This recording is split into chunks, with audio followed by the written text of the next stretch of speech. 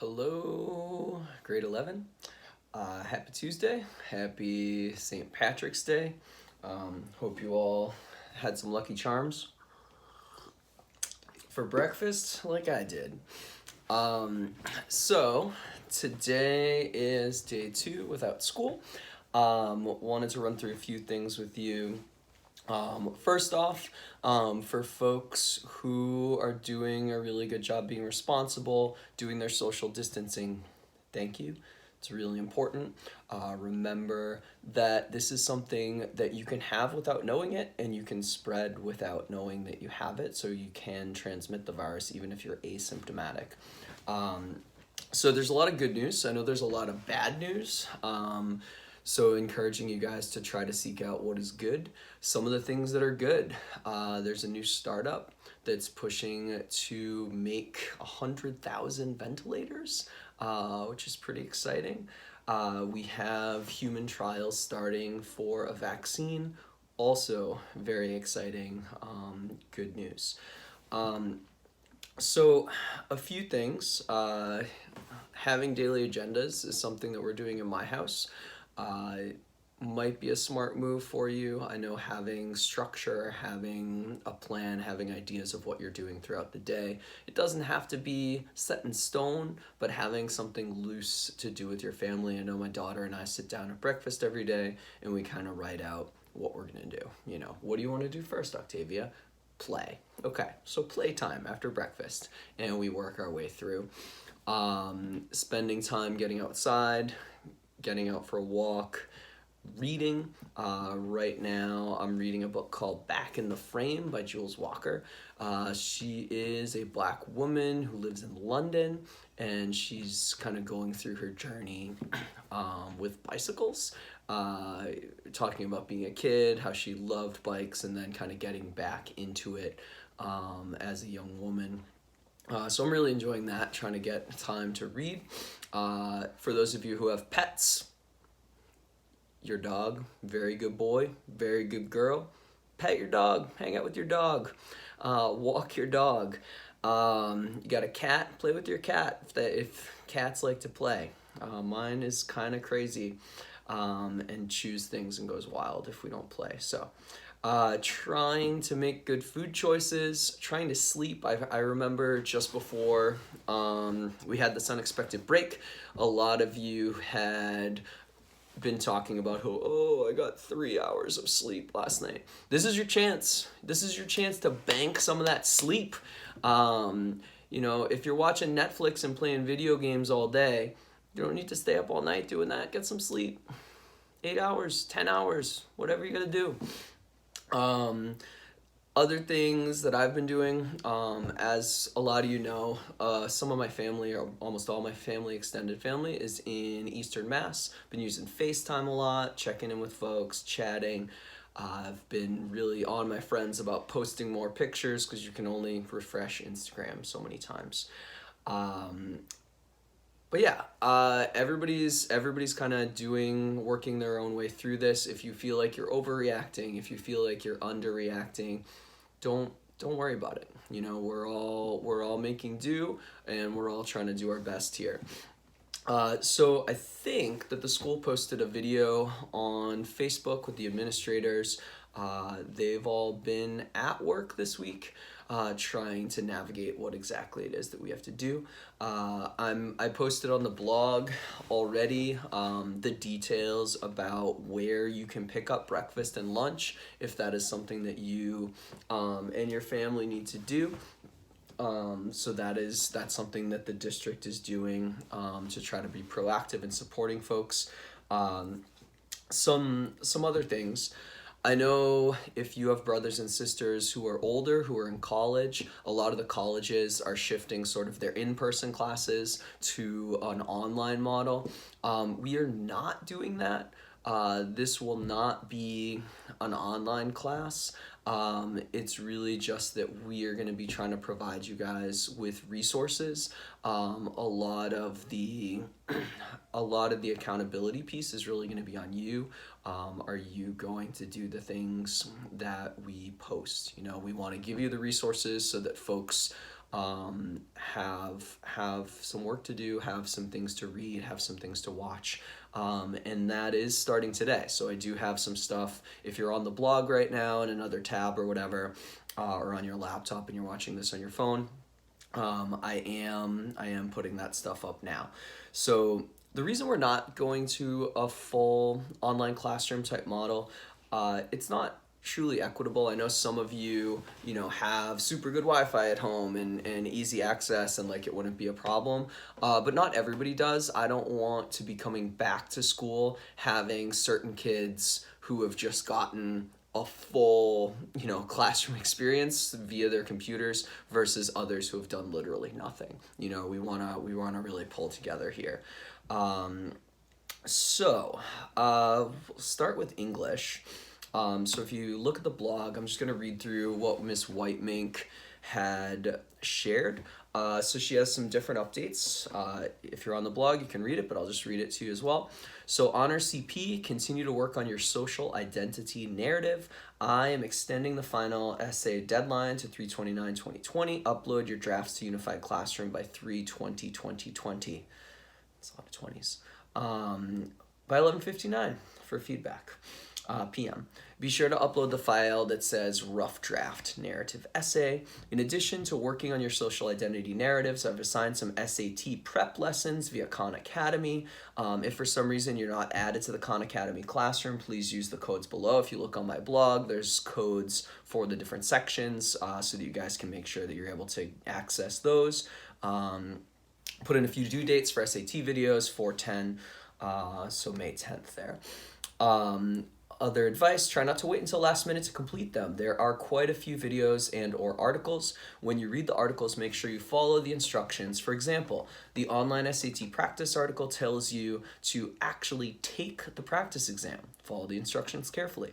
For AP, the Great Gatsby color imagery analyses, she's looking to look at those tonight. She has the due date set in PowerSchool for 11:59. Please upload your essays to Unified Classroom. Again, if you have questions about this, shoot Ms. Whitemink an email. I'm just passing along what she gave me. Work on your synthesis essay. Upload your draft to Unified Classroom under... Hi, Octavia. Oh, I lost my spot. Under rough draft synthesis essay, be sure to copy and paste your introductory paragraph into this document. Your entire rough draft should be uploaded by March 25th. Please review the attached document for guidelines on what to include in your essay. That link is on the blog.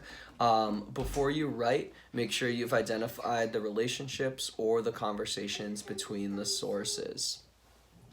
Nope. I have a little more to do. Go downstairs and play, lovey. And then also she wrote about current events Friday. Please continue to work on this. While you do not need to email them to me because that would be entirely too much and I have no way to print them, you are going to want to remain on track. For those who have emailed me their articles for current event 3, I will print them upon our return to school. And then just below that post you can see synthesis guideline sheet. I didn't actually look at this, make sure the link works. Oh yeah. It looks like Ms. Whitemink is in the document right now. But yeah, that's a Google Doc for you guys to look at to get a sense of the guidelines for that essay. Cool. All right. Now on to history class. So this is tough to try to figure out. So it's like we're in a holding pattern a little bit because I don't want to blast forward ahead with all the things that we're doing. But one of the nice things about history is we can always look a little deeper, look at different angles, look at different perspectives. So what we are going to do on our expedition kickoff day that we had originally planned for yesterday, there's one of the resources that we were going to look at together that I'm going to try to expand upon a little bit with you all. So let me take a look here. So the main idea of this is it's around redlining. So there's a book called The Color of Law, which Mr. Ward I know is reading right now. I read it last year, and it's really some really riveting stuff. There's a couple things that I posted on the blog. Let me jump back over to the blog here. So, where I would start if I was you, if I were you, there's a link that says A Forgotten History of How the US Government Segregated America. So if you're familiar with NPR, this is Terry Gross, who's interviewing this guy, Richard Rothstein, and he's the author of the book. I find this interview to be wildly helpful in understanding, where we are now. Why is it that when we look at America, we see communities that are still segregated by race similarly, and in some cases even more so than when segregation was the law of the land. So he makes a pretty strong argument in this. I would definitely say listen to the interview first. It's like 35 minutes. If you want to take notes, great. If you don't, I think it's just worth listening to anyway. Second, there's one that says Slides on Color of Law. If you click that, that was one of the classes from last year. It's like a PowerPoint or Google Slides that I put together, kind of explaining some of the specifics that maybe you might need to better understand what they're talking about in the interview. So I would take a look at that next.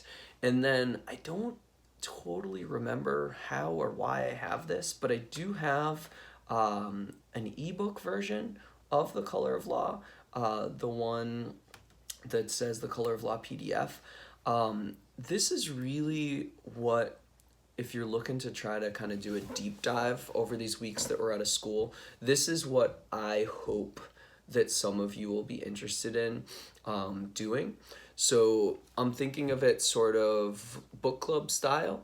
I honestly I'm not 100% sure if it's the entire book. It's 185 pages, but I think the way that it's spaced, it might actually be the entire book.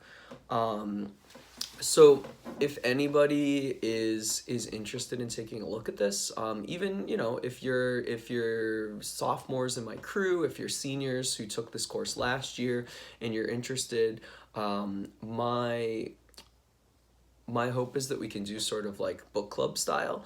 So every few days, if we can try to set a deadline of when to read the chapter, and then we can join up. Having not done this type of thing before, I do have some things that I'm still trying to learn. I'm happy to take suggestions if you guys have them. I know in Unified Classroom there is a way that we can set up a discussion forum, which is whatever. That's one avenue that we could take. I also just downloaded the Zoom app. I know some of my friends who teach at the college level are using this app for their college lectures, and I think that you can do like multi-person video chat. So in an ideal situation, I don't know how many of you realistically are going to get into this text, but even if I had like 5 of you or 10 of you, I think that we could potentially do like a video chat discussion if we are truly going to do this book club style. I think that would be fun. If you guys can add into the comments or shoot me an email or whatever if this is something that you are interested in. I'm planning on revisiting this either way. So even if there's just a couple of you, I'm happy to chat about it. I think just like I talk about all the time in class, histories don't really matter at all if you can't apply them to your life now, if you can't apply them to what's going on in the world now. Personally, thinking about how communities are set up now, I really think that this text helps you sort of grapple with and understand, that this is not a matter of just individuals making choices to be around people who they are similar to racially. This is a lot of factors, and there's a lot of intentionality behind keeping people separated.